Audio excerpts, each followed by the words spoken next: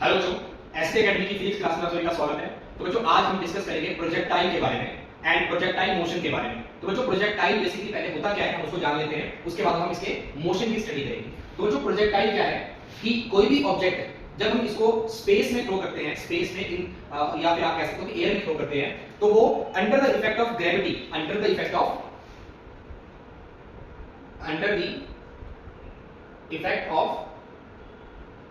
Gravity जो है वो मोशन करता है। ठीक है, तो जो भी ऑब्जेक्ट जब हम उसको थ्रो करें एयर में और वो ग्रेविटी के इफेक्ट के अंदर मोशन करे, उसको हम बोलते हैं प्रोजेक्टाइल। ठीक है, तो प्रोजेक्टाइल मोशन को स्टडी करने के लिए पहले हम कुछ बातों का यहाँ पे जो है वो ध्यान रखेंगे। पहली, हम बच्चों यहाँ पे एयर रेजिस्टेंस को, जो एयर रेजिस्टेंस है उसको हम निग्लेक्ट करके चलेंगे, राइट। उसके बाद सेकंड, हम ये मान के चलते हैं कि जो हॉरिजॉन्टल मोशन है बच्चों, हॉरिजॉन्टल मोशन इज यूनिफॉर्म, और तीसरा vertical motion is accelerated.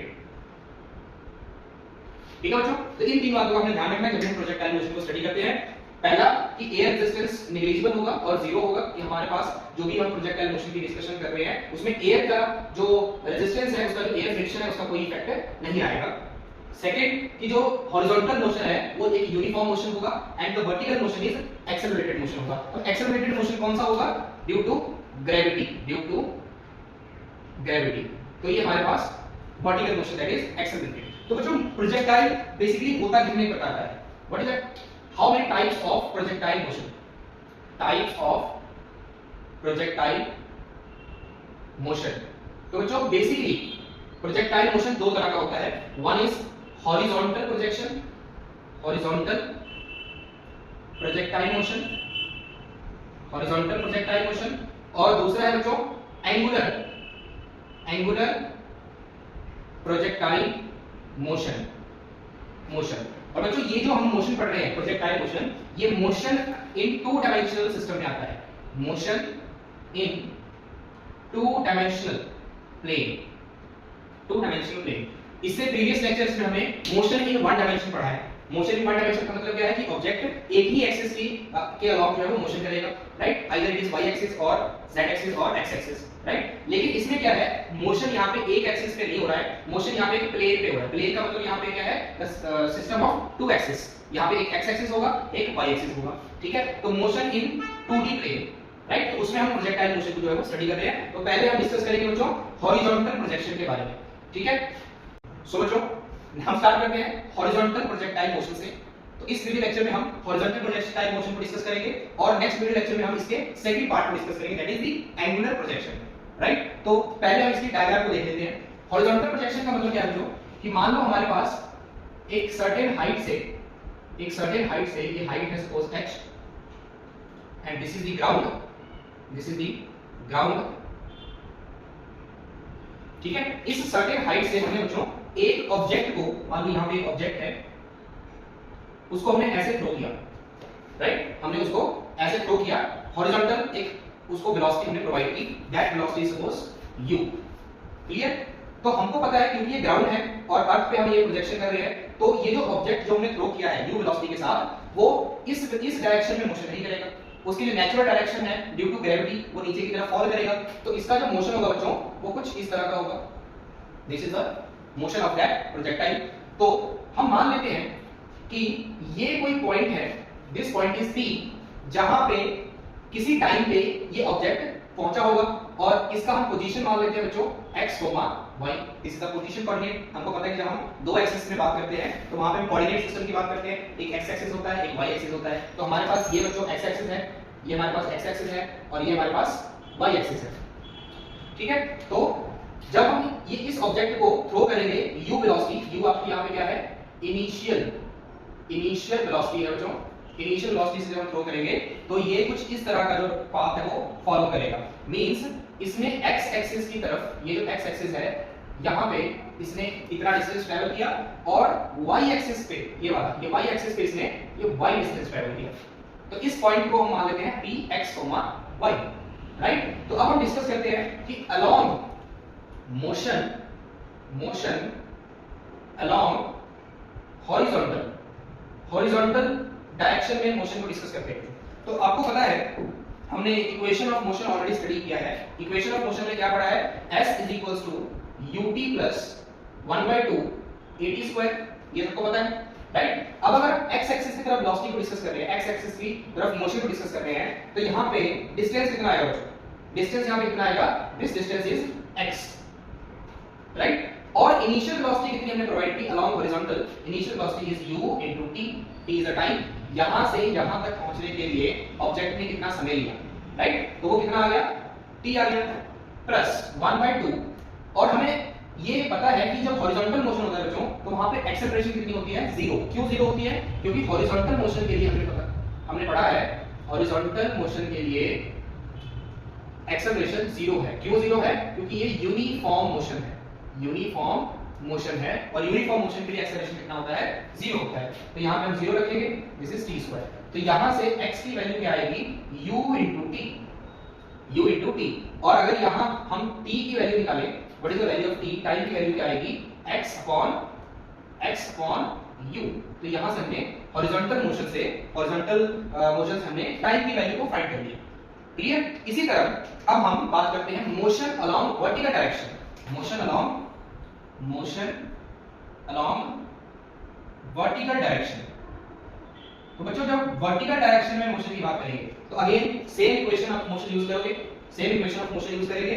s is equals to ut plus half at², s equals to ut plus half at², clear. तो क्या बनेगा यहां से, अब यहां पे देखो मोशन अलोंग वर्टिकल डायरेक्शन। अब वर्टिकल डायरेक्शन में बॉडी यहां से ऐसे नीचे आ रही है, जब बॉडी यहां से नीचे आ रही है तो उसने वर्टिकल कितना डिस्टेंस ट्रैवल किया, ये वाला, this is the vertical distance, कितना है, y is equals to। अब मुझे बताओ कि वर्टिकल डायरेक्शन में, वर्टिकल मींस दिस डाउनवर्ड है ना, वर्टिकल डायरेक्शन में आपका ये वर्टिकल डायरेक्शन है and this is the horizontal direction. Vertical direction में इनिशियल वेलोसिटी कितनी है, जब हम किसी बॉडी को ऐसे ड्रॉप करते हैं, इस पॉइंट से छोड़ते हैं, ठीक है, तो उसकी यहां पे इनिशियल वेलोसिटी कितनी होगी, 0 होगी, क्योंकि जब हमने इसको ड्रॉप किया तो वो इफेक्ट ऑफ ग्रेविटी की वजह से वो बॉडी जो है नीचे फॉल कर रही है।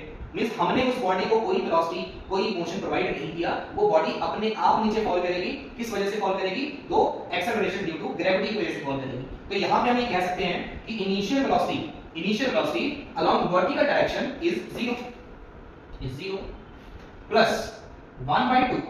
अब यहां पे एक्सेलरेशन a की वैल्यू बच्चों यहां पे 0 नहीं होगी, बिकॉज़ यहां पे हॉरिजॉन्टल मोशन में एक्सेलरेशन 0 है, जबकि जो वर्टिकल मोशन होता है, वर्टिकल मोशन, वहां पे एक्सेलरेशन 0 नहीं होगा। एक्सेलरेशन 0 क्यों नहीं होगा, क्योंकि वर्टिकल मोशन इज एक्सेलरेटेड, क्योंकि जो अर्थ है बच्चों वो उस ऑब्जेक्ट को अपनी तरफ खींच रही है। अगर अर्थ उस ऑब्जेक्ट को अपनी तरफ अट्रैक्ट कर रही है, इट मींस उसकी स्टार्टिंग में वेलोसिटी 0 थी, और जैसे जैसे वो नीचे फॉल करेगा, नीचे गिरेगा, उसकी वेलोसिटी इंक्रीज होगी। क्यों इंक्रीज होगी, क्योंकि एक्सेलरेशन ड्यू टू ग्रेविटी है वहां पे। तो यहां पे हम ये मान के चलेंगे कि जो a की वैल्यू है वो g के बराबर है। यहां पे g क्या है बच्चों, g क्या है, acceleration due to gravity, acceleration due to gravity. तो यहां पे वैल्यू रखेंगे तो क्या बनेगा, gt²।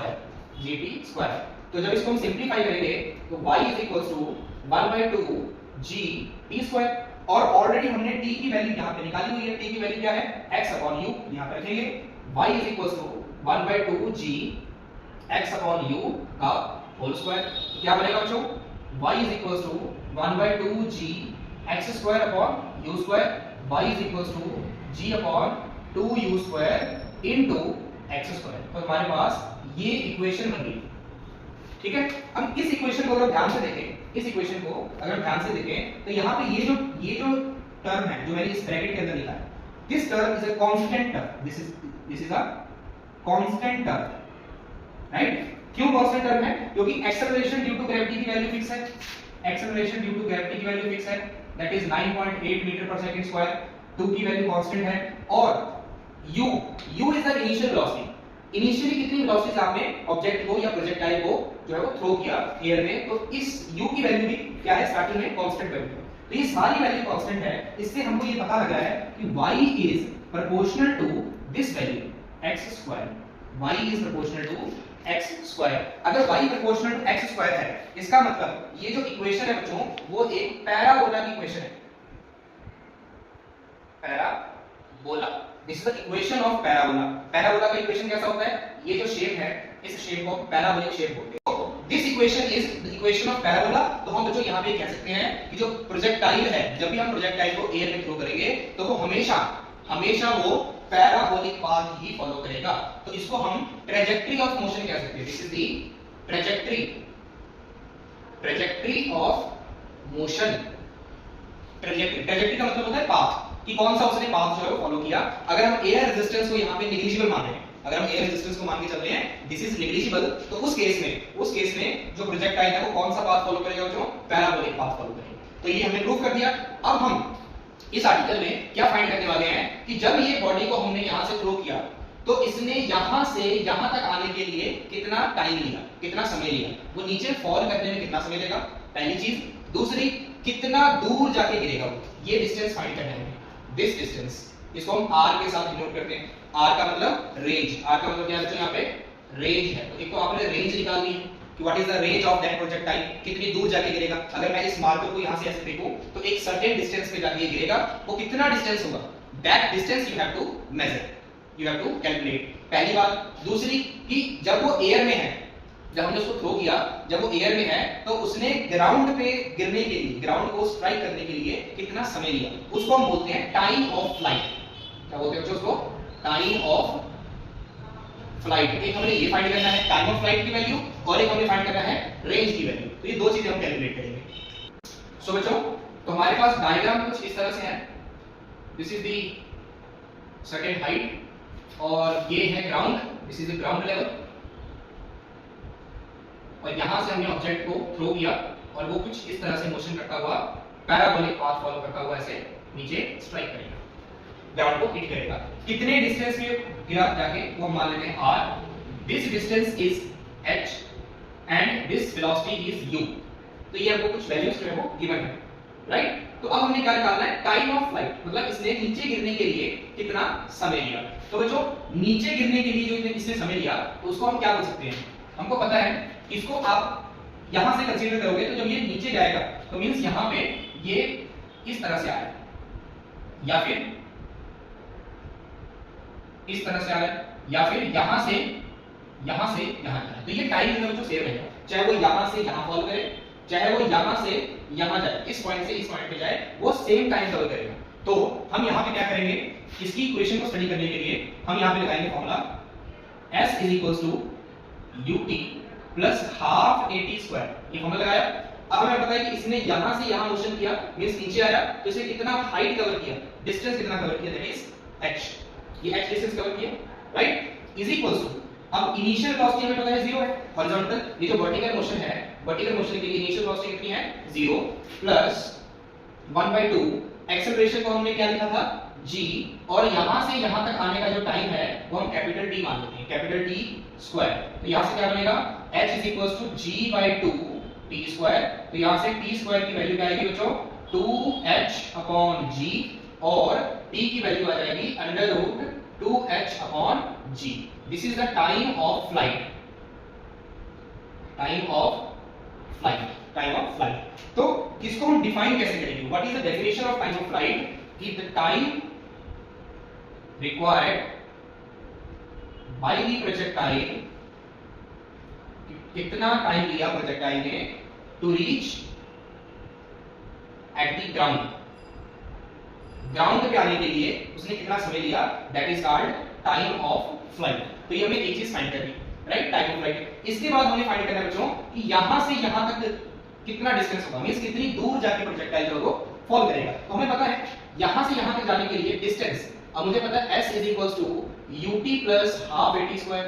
अब क्योंकि हॉरिजॉन्टल मोशन है तो हॉरिजॉन्टल मोशन में एक्सेलरेशन की वैल्यू 0 हो जाती है, तो क्या बन जाएगा? r = u * t। बच्चों यहां पे मैंने डिस्टेंस को r लिखा, u इनिशियल वेलोसिटी, और ये जो t है टाइम क्या है? यहां से यहां तक आने का समय, वो हमने ऑलरेडी फाइंड किया है, दैट इज 2h/g। तो यहां से क्या बन जाएगा? r = u √2h/g।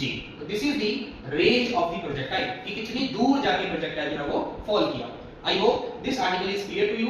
ठीक है, इस आर्टिकल में हमने हॉरिजॉन्टल प्रोजेक्शन के बारे में पढ़ा है, कि जब हम किसी बॉडी को हॉरिजॉन्टली थ्रो करेंगे विद सम इनिशियल वेलोसिटी, तो उस केस में पहले तो उसका पाथ क्या होगा, उसका जो पाथ होगा वो क्या होगा? पैराबोलिक पाथ होगा, उसके लिए ट्रैजेक्टरी होगा, दैट इज पैराबोलिक। उसके बाद कितना समय लगेगा उसको फॉल करने के लिए, राइट, और कितना डिस्टेंस वो कवर करेगा, कितनी दूर जाके गिरेगा, that is called horizontal range. तो बच्चों नेक्स्ट वीडियो में मिलते हैं एंगुलर प्रोजेक्शन के साथ। Thank you.